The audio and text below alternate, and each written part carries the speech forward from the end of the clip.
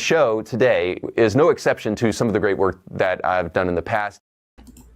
Of course it is no exception. It's always an amazing show. Hi everyone, and welcome to another installment of Kitty at Ibrit. And here I am. The title of the show is Reading Hebrew with Dr. Kipp and Friends. And today it's just me. It's just me, guys, reading Hebrew because I have no friends to read Hebrew with, except for you guys. I'm here reading Hebrew with you, and you are Sek Relish. Good to see you, John Gooderham. Hello to all, and praise be to you. Yav, hey, wow, hey, and we know what we can do with that, right? Word for word. Wow. Yav, hey, wow, hey, very nice, John. Good job. You're never alone. Oh, that's nice. You're never alone with Zechariah. I still have Zechariah to keep me company, so I guess that's good. I was never here says personal or public service announcement. 1, the true Old Testament gods are the Oregon Trail gods, and 2, we must call upon the Oregon Trail gods to rain punishment down on Dr. Jordan Oregon Trail Jones for abandoning. Thank you very much. Very true. Yes. That is 100% exactly what happened. Dr. Jordan Jones certainly did abandon me, so I give all of you guys permission to consult the Oregon Trail gods and to unleash their wrath and their fury against Dr. Jones for abandoning me on this day. Thank you. I was never here. Noise ending says again, Zechariah is always with us. Guard is here. Good to see you, Guard, as is Cuneiform Guy, Hypatia, and Babaton. Hi, Babotan. Babotond. Hi. Good to see you. I don't know that I recognize you, but it's great. It's great you're here. And Sapphire Gay Sapiens Light is here. Wonderful. Honestly, Jordan comes off as one of those people I could never. Right, me too. I'm hoping. My hope is that when we invoke the Oregon Trail gods, that they will feel the same way about Jordan as we all do, and they'll be like, "Nah, it's fine. It's okay. You're fine."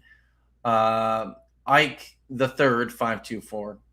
Good afternoon and welcome. So, this is the show where I usually sit around with a guest who also reads Hebrew, and we read Hebrew text together, and we translate the text, and we parse the verbs, and we'll get nerdy about bits in the language and such. And so it's usually a lot of fun. It's a good time. I have fun even the few times I do have to do it myself. So that's the show, and it's just me today. So and you find people.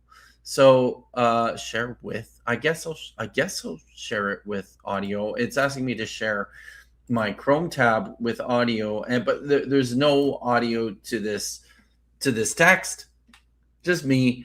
So here we are, ready to continue reading. Now, I was reading with Jason Hare from Hebrew Cafe last week, and we did actually finish up with this part of the text, but I figured it's a good place to start today, just because it brings us into what follows for the rest of the chapter. So I am just going to continue reading from verse 8 today, and then we'll translate this.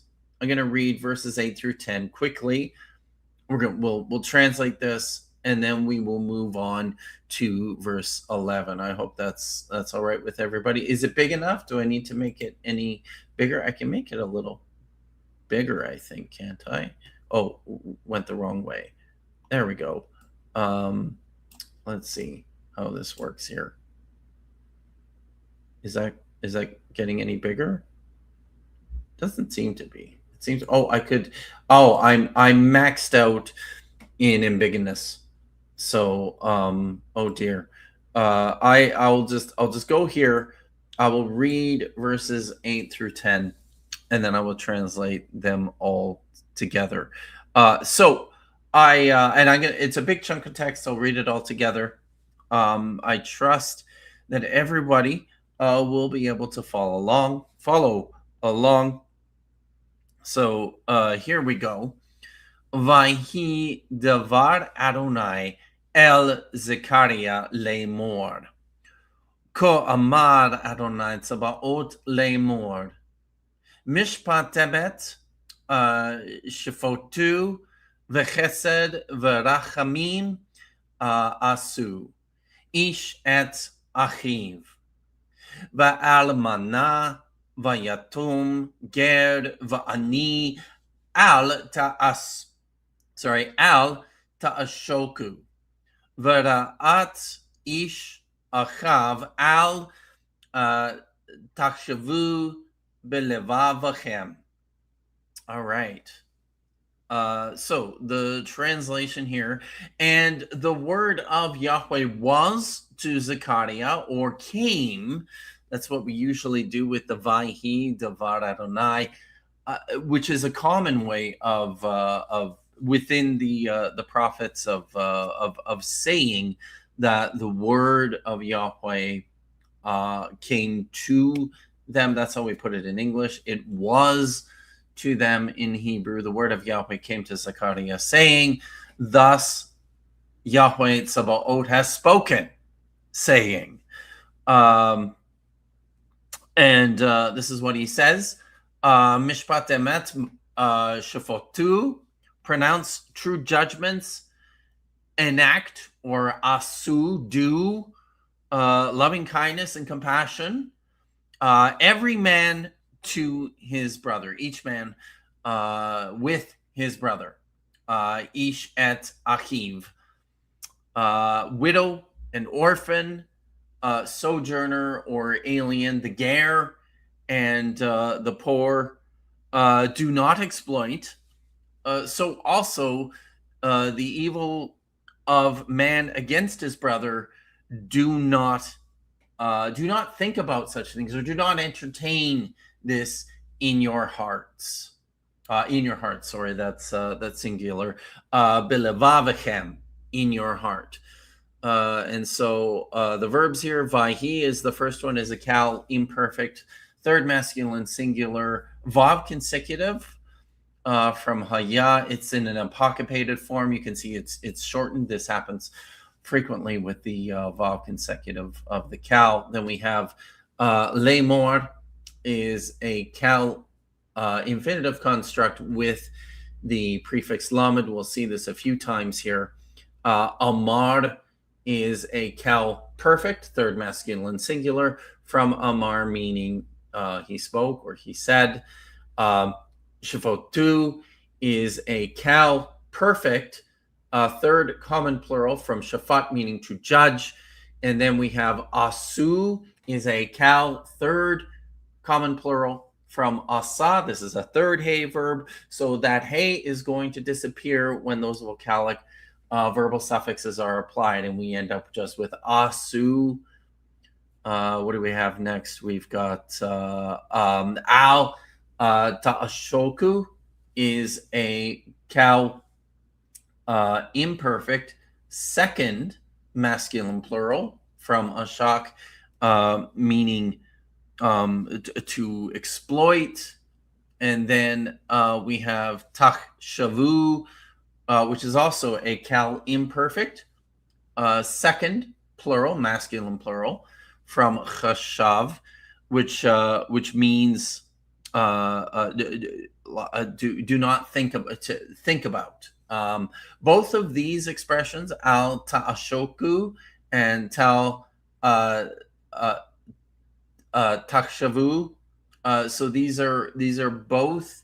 You'll notice the imperfect second masculine plural verbs prefixed with the or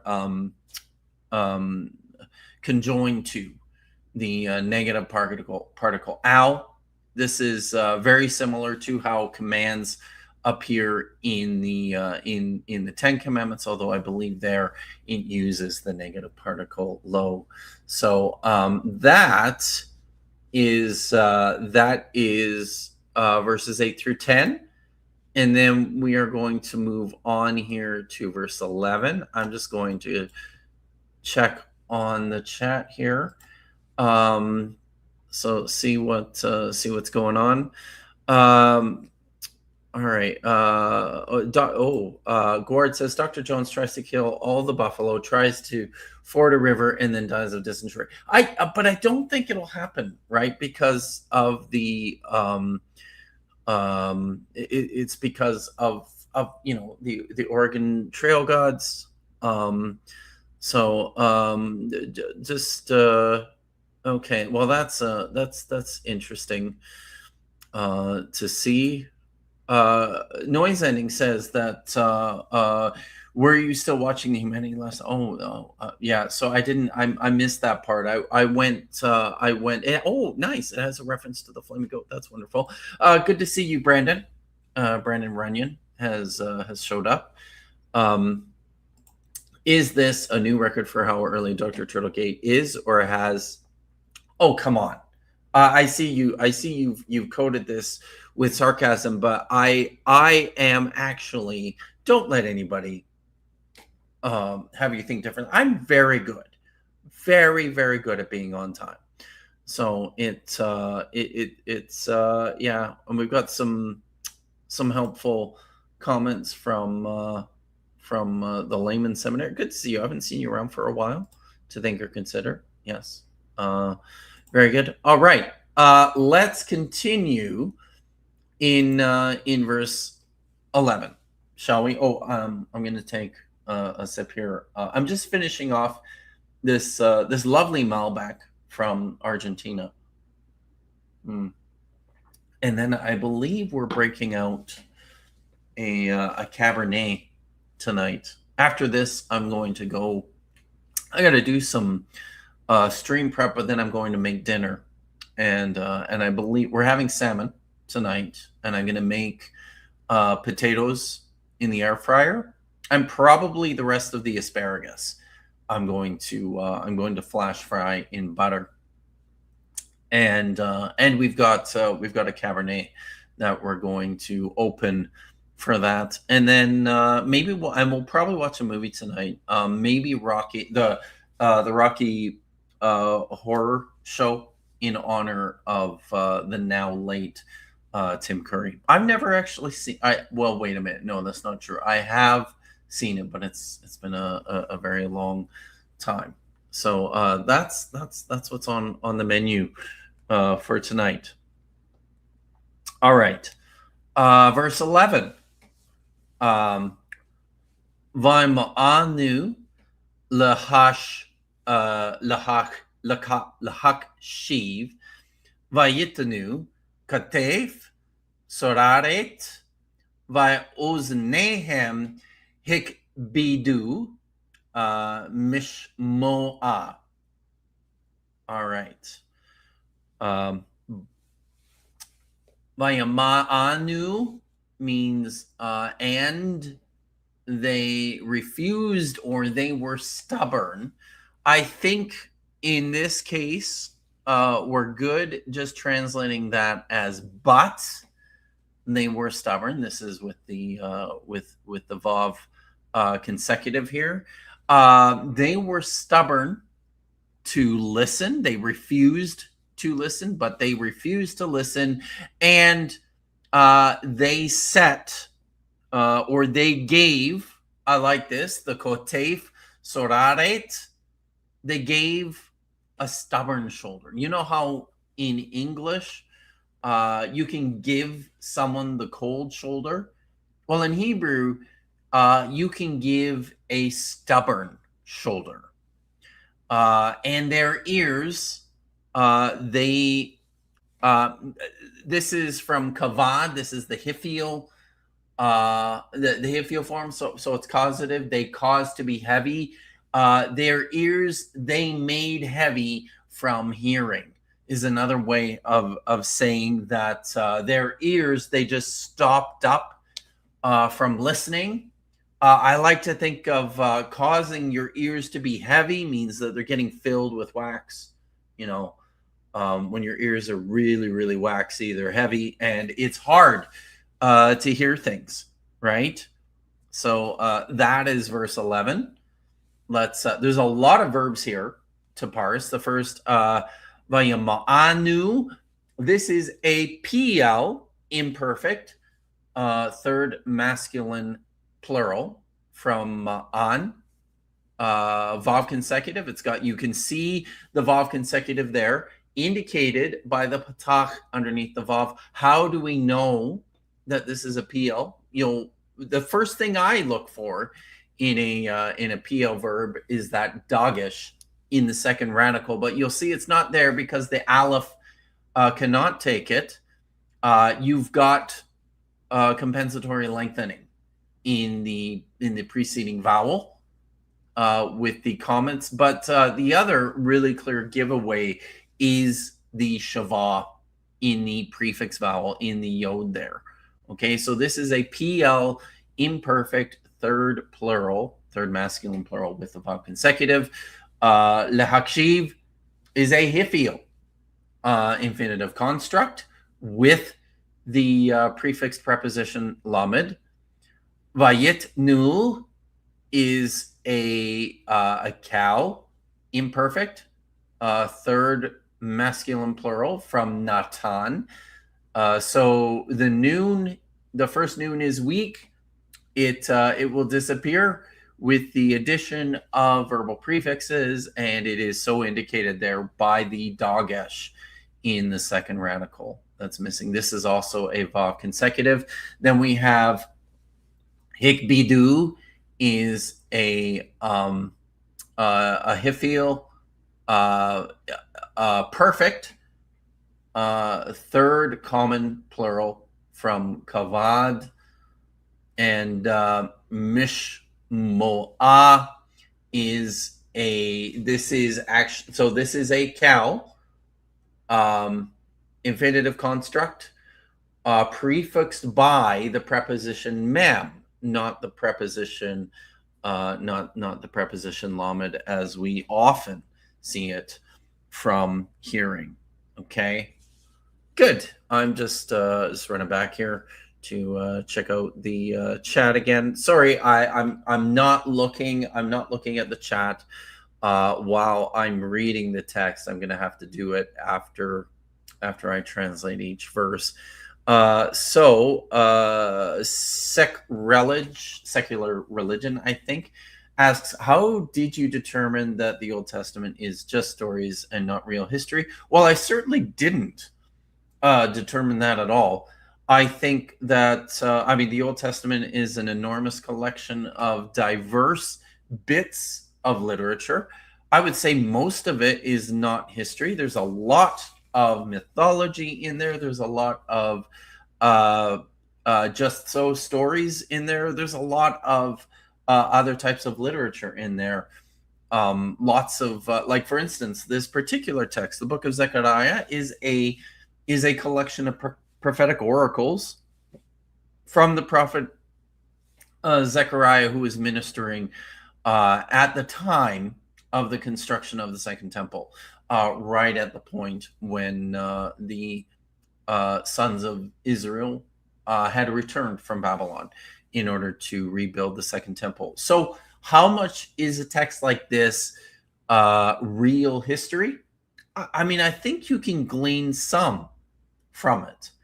I think you have to read it really carefully in a nuanced fashion, recognizing that this is programmatic literature, that this is propaganda, that this is a heavily edited text that has been passed down for centuries through scribal tradition to other people, and that's going to affect the way we read it. So it's just a mix. Do you use scholarly tools from all departments, or did you just think kangaroos can't swim? Okay, that's a strange question. I think I've answered that. Critical scholars use all sorts of tools at their disposal in order to discern how to read literature. It's good to see you, Sparrow the Sissy. I think that means they were hockey checking people into the boards. Cool. Is that the the stubborn not listening? Yeah, absolutely. Noise ending. Good eye. Compensatory lengthening on that second aleph verb there. I don't know how it happened, but my YouTube wasn't playing the stream for. Oh, holy cow! Really? That is really strange. Hopefully that wasn't the case for everyone. It has happened to noise ending on occasion. And Sparrow, I'm very sorry that I cannot get the pointer on the screen today. I am still vacation mode Kipp. I guess that doesn't show up. Can I get it to display? I don't see how. I would show you that I am still. Oh, there it is. See, vacation mode Kipp. I'm still on my vacation, my working holiday. So I am still away from my own computer. I'm using a computer at a friend's house, and she's very generous to let me use her setup and her system. But that means I'm not able to do everything that I ordinarily would be able to do. If I could get like things to work through my I usually use my iPad as like a whiteboard where I display the text, and I'm actually then able to use my pen to draw on it, and the pointer. I can't do that today, I'm afraid. So I have to do things a little bit differently. Sorry about that. Stubborn shoulders and heavy ears. It's pretty good, right? I love the imagery. So biblically accurate long distance swimmer kangaroos. Yes. You know what? I just watched another documentary today about Rachel Gunn, the famous Olympian from Australia. It was good. It was people should check it out. All the Ray Gunn documentaries, check them all out. So yeah. Who's today? How many eyes? I don't understand, but that's okay. All right. I'm going to go back and read now verse 12. All right.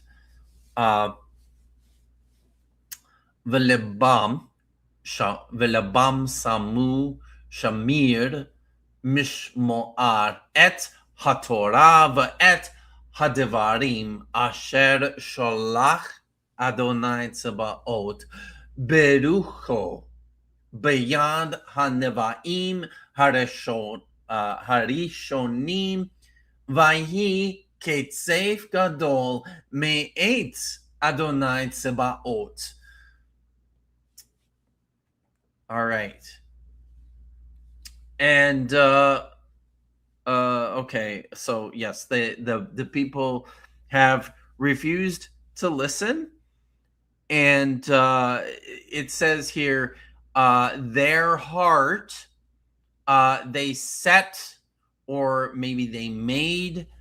Shamir is flint. They made their heart flint from hearing the Torah, the instruction, and the words which Yahweh of armies, Yahweh Tzebaot, sent by Ruacho, by his spirit, in the hand of the former prophets, Hanevi'im Harishonim. And let's see, and a great anger was from Yahweh Tsabaoth. So a great wrath proceeded from Yahweh Tsabaoth as a result of the fact that that they just stopped hearing the Torah, the instruction, and the words of the prophets. Now, I hope everybody recognizes, of course, this is not the Torah, not the Torah of Moses. This is just the instruction. This is probably some form of a sacred or a an authoritative text like the Torah of Moses that long predated him. There's probably some of the prophets that have come before Zechariah, whom the people stopped listening to, but whose texts were already in circulation. So this is what's happening here. Let's parse some verbs in verse 12. Salmu, this is a cal perfect, third common plural from seem. So this is a hollow verb, a second yod verb in the perfect. That middle radical, the yod there, is going to disappear.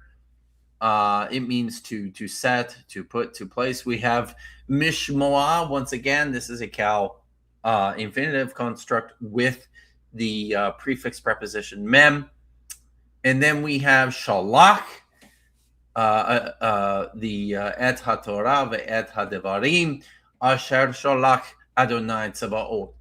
Shalach is a cal perfect, third masculine singular from shalach. This is a verb that everybody learns in their first year, to send, to stretch out. The subject here is Yahweh Tzebaoth, Yahweh of armies.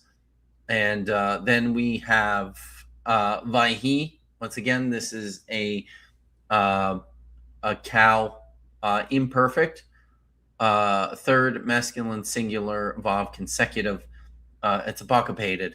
It's shortened, as so happens with haya in the imperfect vav consecutive. So there we go. Those are the verbs. All right. Let's look. You guys are talking about kangaroos. That's pretty cool. Brandon Runyon says, I've consistently hit a wall in my Hebrew vocabulary. Oh dear. I get to about a few hundred words, and then the less common words, I just can't keep them memorized. What's a better strategy than just flashcards? And I hear you, because I too have had that problem. I remember this being a major issue for me through grad school, and honestly, I think the best thing you can do is just to keep reading. You come to a point where memorizing the words becomes more difficult, and the best way to overcome that is to see them to see them used in the text and in their context. So I would just encourage you, especially Brandon, if you've worked through, I'm assuming you've worked through all 3 semesters. I don't think you did any Hebrew with me, but I believe you worked through all 3 semesters with Josh. So I would say just work through those exercises, and all those words that you're struggling to remember, just as you see them in the exercises there, just keep looking them up, right? And as you keep looking up, they will become reinforced because you're seeing them used in context. They keep watching the reading streams. I will encounter words that are common enough that when you see them, you'll understand, and you'll get to know them, and you'll start to recognize them more and more. All right. Good to see you, Cheetah X. And Reagan. I understand why Reagan makes you sad. You know how they test if the wife was a virgin after they enter the wedding night? They bid a sheet. Bada-ching. I don't know. I think I've got Vish has, but we don't have. I could do this. Let's see. There we go. You guys like that?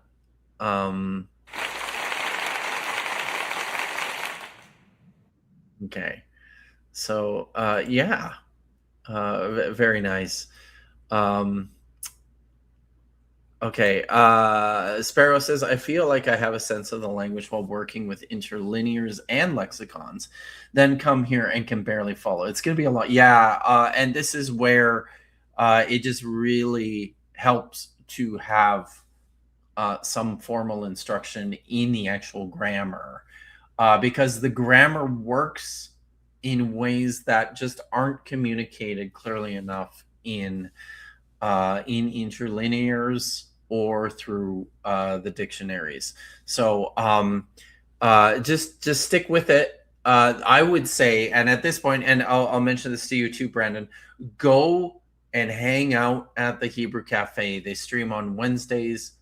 I think it's Mondays and Wednesdays. Every week they do grammar and they do reading. And Jason is just very, very good, and it's free. Go hang out there, and yeah, you'll pick this stuff up. It's a great way to hear and to see how things function in the text. Good to see you, Eric. And listening at double speed, about 30 minutes late, might catch you all live. You might get here by the time we end. But good to see you. Hebrew Cafe are taskmasters. That is true. Do you ever have people up on live for Q&A? No, not as a rule. I don't. I'm happy to answer questions in the chat.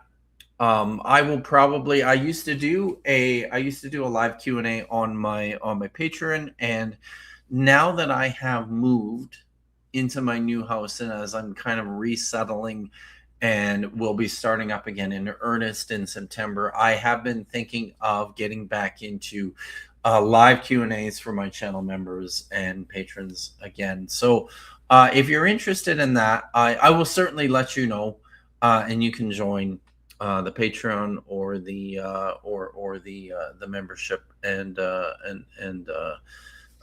through that. Yeah, they certainly are very, very rigorous. It's good practice for you guys, though. So let's move on. We do verse 12.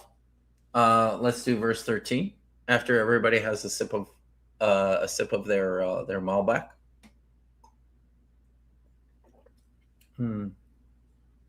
This one's a very nice one. It came recommended.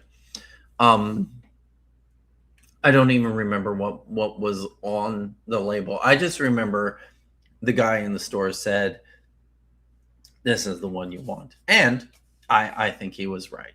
It's very good. All right, verse 13. Vayhi ka'asher kara v'lo shameu kain yikra'u v'lo eshma amar Adonai Tzebaot. All right.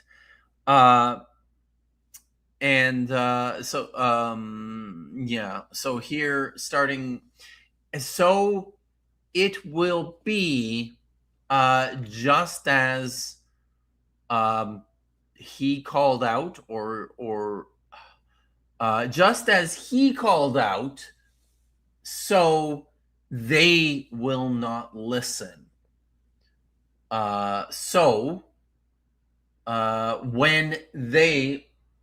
When they call out, I will not listen. Yahweh Sabaoth has spoken. Some of it is a little bit jumbled here, and you can see the notes, because this is probably a corrupted text as it stands, because you've got this this third masculine singular verb kara here feels not quite right. So and when and it shall be just as he called out. This is speaking of Yahweh. It probably should read I imagine the text thinks, whoopsies, verse 13 here.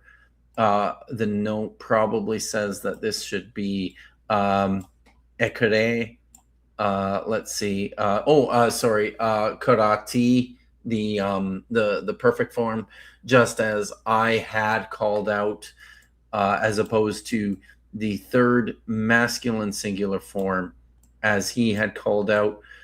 It's possible that you could read this first part, Yahweh has finished speaking, and then Zechariah breaks in here to explain.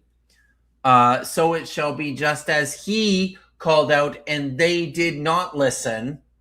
That's Zechariah speaking. And then here again, it could be that Yahweh picks up from what Zechariah says, and then goes, so it shall be when they call out, I will not listen. Yahweh Sabaoth has spoken. But to the verbs here, Vayhi, we've seen now every in each of the previous verses. This is the Kalim perfect, third masculine singular. With the Vav consecutive, it's a shortened form. We have Kara is a Kal perfect, third masculine singular. Probably should be a first common singular, but in any case, it is a third masculine singular, Kara. The vowel underneath the resh, the second radical, is lengthened because the aleph on the end is quiescent. It carries the vowel sound through. Shomea is a Kal perfect, third common plural from Shama. They heard. Yekuda'u is a Kal imperfect, third masculine plural from Kara. Eshma is a Kal imperfect, first common singular from Shama, and Amar is a Kal perfect, third masculine singular. The subject here is Yahweh Tsabaoth Adonai Tsabaoth, Yahweh of armies, Yahweh of hosts. All right. Let's see. What else is new here? Yeah.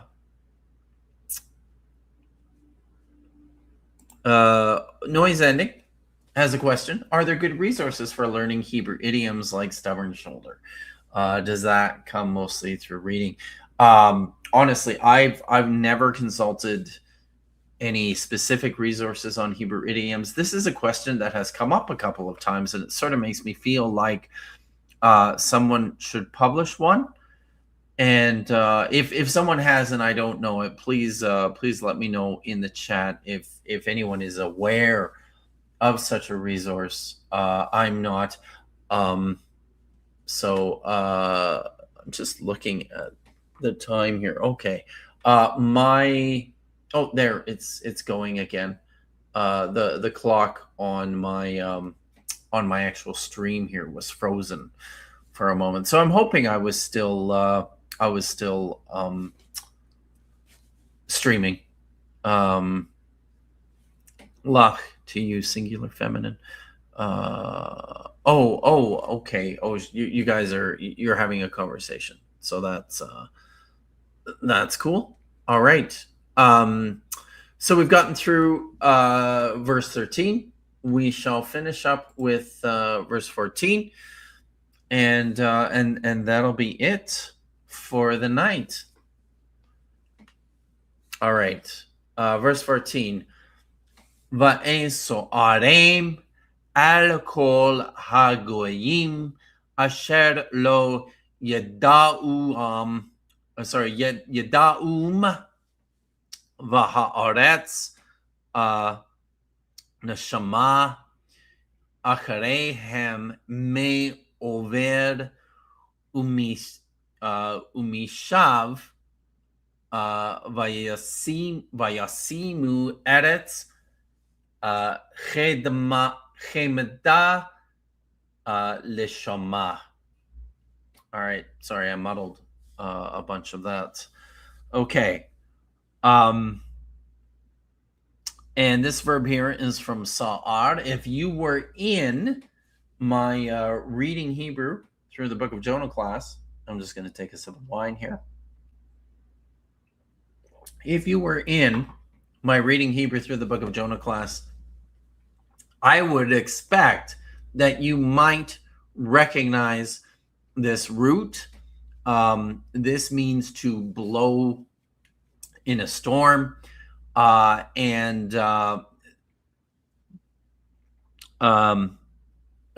it is, it's with, this is a cal imperfect, but this is not with the vav consecutive. It is just with a regular conjunctive vav.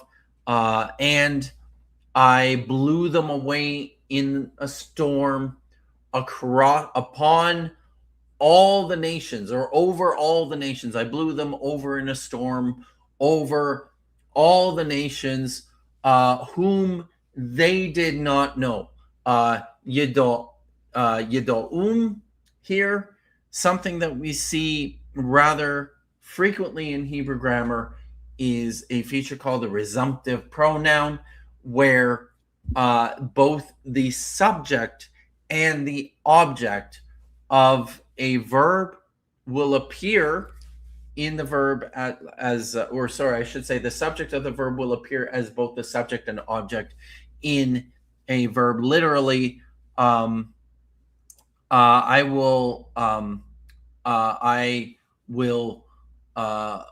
blow them away in a storm over all the nations whom they did not know them. Okay, so you can hear the double duty being performed by the combination of a shared with this resumptive pronoun. Now, what's really interesting, this is one of these really, really interesting common features of the Septuagint, the Greek translation of the Hebrew Bible. Very often, the Septuagint translators, not entirely sure what to do with these sorts of forms, would translate this quite literally into Greek, even though this is not a feature of Greek. It's an obvious Semitism. These resumptive pronouns are all over the Greek translation of the Hebrew Bible in the Septuagint. And this is how we know first that the Greek is a translation of the Hebrew and not the other way around, because of course it is. Duh. And second, this is also how we know that Amon Hillman, DC Amon Hillman, is an absolute moron who doesn't understand what he's doing in either language, in either Hebrew or Greek. He has no fucking idea what he's doing, because he'll look at constructions like this in Greek and go, yeah, that's normal. No, it absolutely isn't normal to translate the pronoun along with the object when it's the same thing. No, it's not. It's not a great thing. Sorry about that, everyone. It just really bothers me. Then continuing, and the land will become desolate after them. Here, me over umishav, from those who pass through it and from those who return. So those who pass through the land and those who come back to the land, it's going to be empty of those sorts of people. And they will so they shall set Eretz Shemedah. This is the delightful land or the pleasant land. They shall set it for desolation or for emptiness. Lishama. So there we go. That's it. The verbs here, the first one, ve'eso'arim. This is a nifal, imperfect, first singular, prefixed with a conjunctive of, and suffixed with the third masculine plural object pronoun from sa'ar, to blow like a storm. Then we have Yedaum is a cow, imperfect, third masculine plural with the third masculine plural object suffix on it. And then we have Neshama is this is also a nifal, perfect, third feminine singular, and the subject here is haaretz, the land. Me over and mi shav, these are both cow. These are participles, masculine singular participles. The first from avar, the second from yoshav. The second is and they are prefixed with the preposition mem. And then we have vayasimu is a cow imperfect, third masculine plural from sim. Notice, unlike the perfect forms of the hollow verb where that yod disappears, the yod is retained in the imperfect of the hollow verbs, the second vav yod verbs. And there is a comments in the verbal prefix. So, and lishama is an infinitive construct from shama, prefixed with the preposition lamed. Oops, I'm going to hide that comment. There we go. Okay, there, we've got it. We got through chapter 7 of Zechariah. With this oracle of judgment against the stubborn people who would not listen to Yahweh and who suffered the consequences for so doing.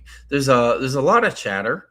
Okay, good. It's good to know that I was still streaming, and I no longer have 18 minutes. I have like 12, right? So it'll probably be a little bit short today. But yeah, good to know. Thanks, noise ending. Okay. There's a question here from Ike the Third 524. Isn't the word kesef gadol from earlier the same one used for chemosh in 2 Kings? Yes, it is. Kesef is often used for divine wrath. I've heard that it implies that it's really coming from a god, right? Yeah, this is the common thought from a lot of the lexicographers, that this is an anger that I don't know about entirely, but it seems most commonly to be reserved for divine beings. Like to say it isn't concerned with monotheism. Well, usually what happens insofar as 2 Kings chapter 3 is concerned, and actually maybe we can do that as we finish up here. We could just look at that particular text here.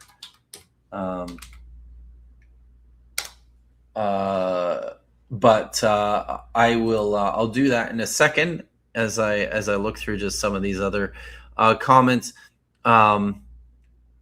Yes, you've got that right. Ketzef Gadol. Oh, good. Hi, Maya. Good to see you. Yes, Sparrow the sissy. I am telling you. The Greeks aren't famous for their heavy ears. Oh, maybe I don't know if oh, yeah. You made a joke and it was funny. Thank you for making the joke. Ike says that's also one of the ways we know the New Testament was originally written in Greek, not Hebrew. Correct. There's not a lot of people who would, and I know some have suggested that certain texts, like the Gospel of Matthew, maybe parts of the Gospel of Luke. I think I've heard it about the Epistle to the Hebrews. Some thought that they might have originally, there might have been a Semitic original to them. We know this for a fact to absolutely not be the case. There are possibly parts of the gospel story, small statements that stemmed from an Aramaic original, but this is also far from certain. Let's see here. I'm just looking at some of the other comments.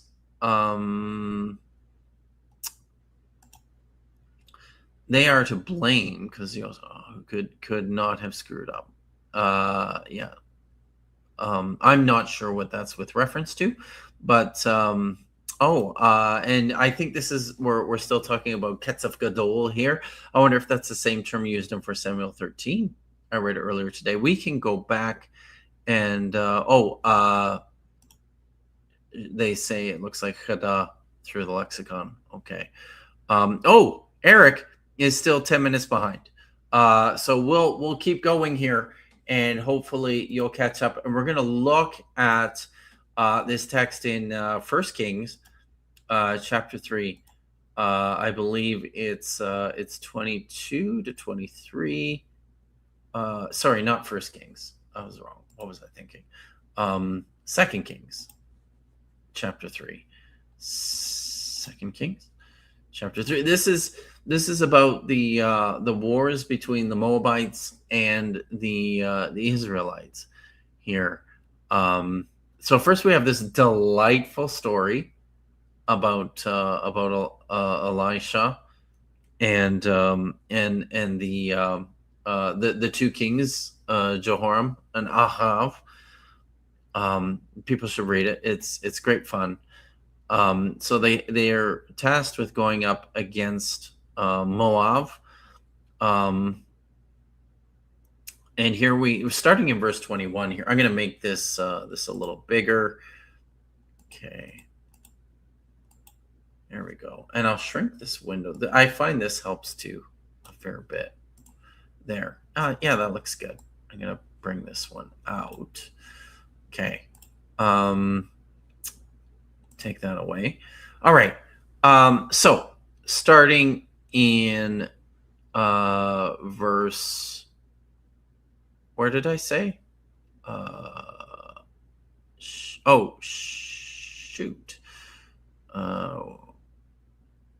Am I in the right spot?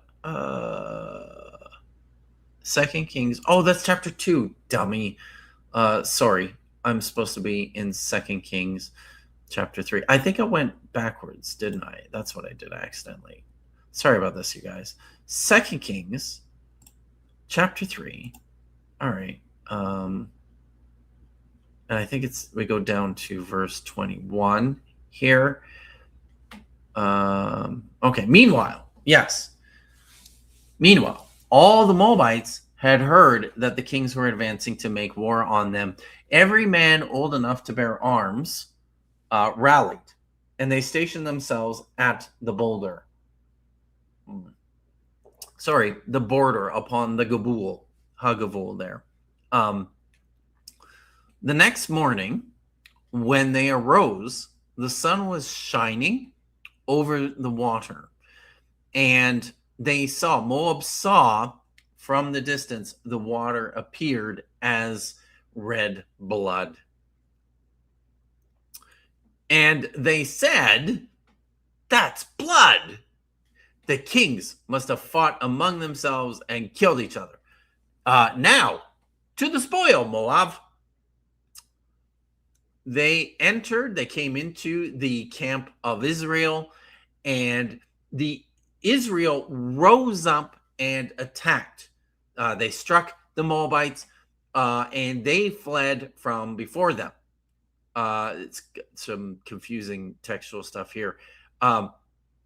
They advanced. It says they advanced, constantly attacking Vahakot et Moab. They constantly attacking the Moabites, and they destroyed cities, and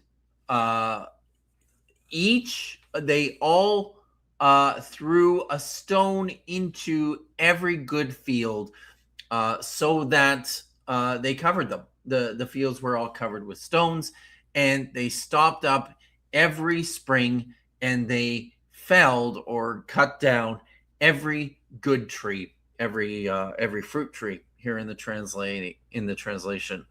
Only the walls of Kir Hareset were left, and then the slingers surrounded it and attacked it. And the king of Moab saw that the battle, the Malhama, was strong against them. The battle was going against him, and he took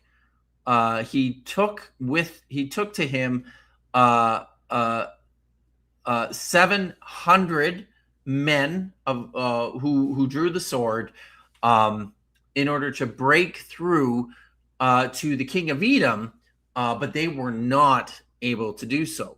So he took his son Habachor, the firstborn, who would reign after him, and so Vaya'alehu Olah. He offered up a burnt offering on the wall, and here we have it. Vayhi Ketzaf Gadol. And a great wrath was Al Yisrael, was upon Israel. A great wrath overcame Israel. So they drew back from against them, and they returned to the land, to their own land. So there you have it, Ketzaf Gadol. A great wrath was upon Israel as a result of this sacrifice of the Bechor, of the firstborn, upon the wall to the god Chemosh. It is, as I point out in my book, as I point out in my courses, as I pointed out on streams before, this was an efficacious human sacrifice that worked, was efficacious. It worked. It had the desired effect. Israel left as a result of this. So there you go. There you have it. Eric is still about 2 minutes behind. Hopefully you will be caught up by the time we shut it down here in a few minutes. This is the one where Yahweh loses. So they sent him to farm upstate. Yeah. Okay. So yeah, that's 50. You must be live now. Slow to live. Very nice. Welcome, Eric. There. We read tonight. There's 26 of you watching, which is really great. So welcome. I will be streaming tomorrow at 2 o'clock Pacific, 5 o'clock Eastern, with Vishanti. And tomorrow's going to be a little bit different, just because I've decided I might as well do like everybody else's. Everybody right now is talking about Joe Schmid. So I decided I might as well talk about Joe Schmid. who recently announced that he is reconverted to Catholicism. And honestly, I don't care. I don't care whether Joe is an agnostic or an atheist or a Catholic. What I care about is these sorts of questions as they pertain on the biblical text and critical scholarship of the biblical text. And I, have discovered that Joe Schmidt doesn't seem to care about the Bible at all.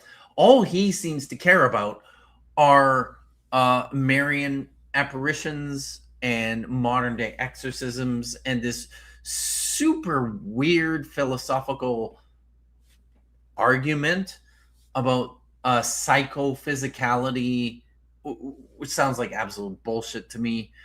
And he cares about Eucharistic miracles and things of that nature. So you know what? I mean, the Bible certainly has some things to say about this stuff too.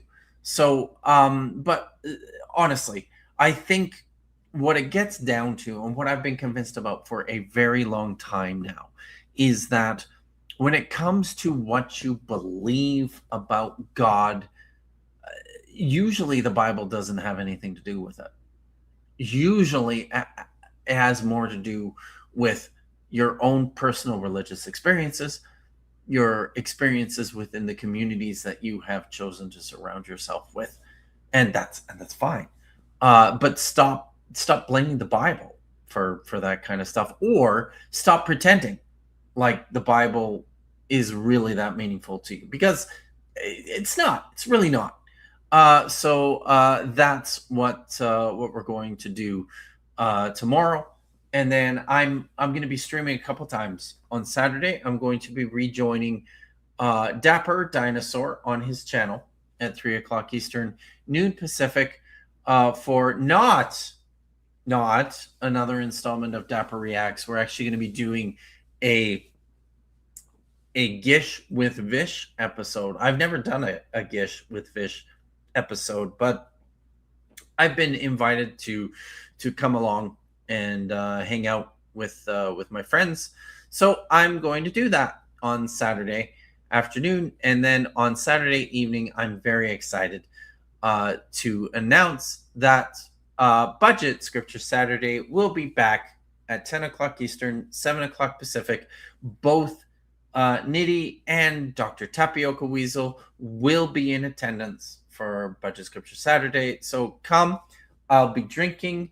I'm finishing the Malbec, so I won't be drinking this. I might still have some of the Cabernet, so maybe I'll be drinking the Cabernet. I also have beer in the fridge.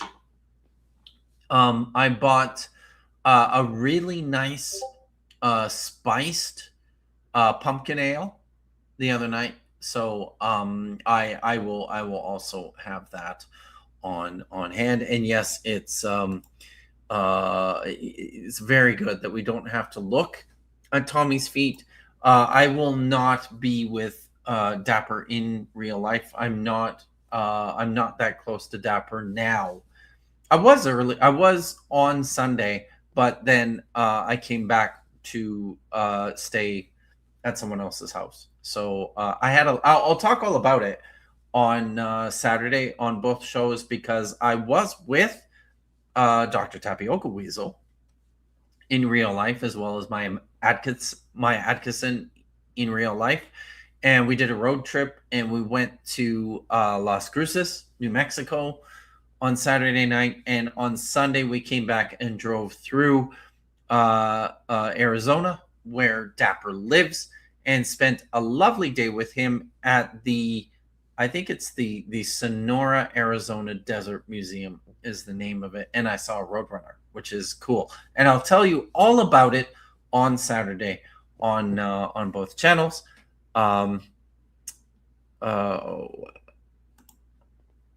You planned this out. No, actually I didn't. I'm doing this by the seat of my pants. Honestly, I should plan this stuff out more. And My excuse for not right now is because I just finished a hellacious house move and left for my holidays. So a lot of the stuff has been more impromptu than I would like. Sparrow is finishing their wine cooler fake tea from a plastic pouch. Poured into my Nightmare Before Christmas glass. Very nice. One of the finest experiences around these parts. Yeah, it was super cool to hang out with Dapper and the Weasels and with Maya. We had such a good time. It was lots of fun. Eric loves that museum in Tucson. It was really, really cool. It was ridiculously hot, but I really enjoyed it. We also saw scorpions that glow in the dark, which was really cool. I really like that. Yes, we got to go see Bree from Hive Side. I think the name of her channel now is Bree Hive. Got to go see Bree McCune in a drag performance, which was awesome. We did that in Las Cruces. It was so good. I took some video that I shared with some friends. It was really great. I hope you gave the weasel some Canadian magnets as a gift. That would have been fun. Fits of Rage, good to see you. The more you stall Gish tomorrow, the longer until I have to record more of the book. Oh, good. Very nice. Good to know. So, all right. That is going to be it was such a fun night. It was so much fun. But that is going to be it for me. Thank you everyone for coming and hanging out with me for an hour and reading some Hebrew with just me. Next week, Dr. Jones has assured me that he will be in attendance to continue reading in Zechariah chapter 8. I'm pretty confident that the Oregon Trail gods will leave him alone. So please come back and check it out. And until tomorrow, be good, stay safe, and as always, everyone, Hatikva.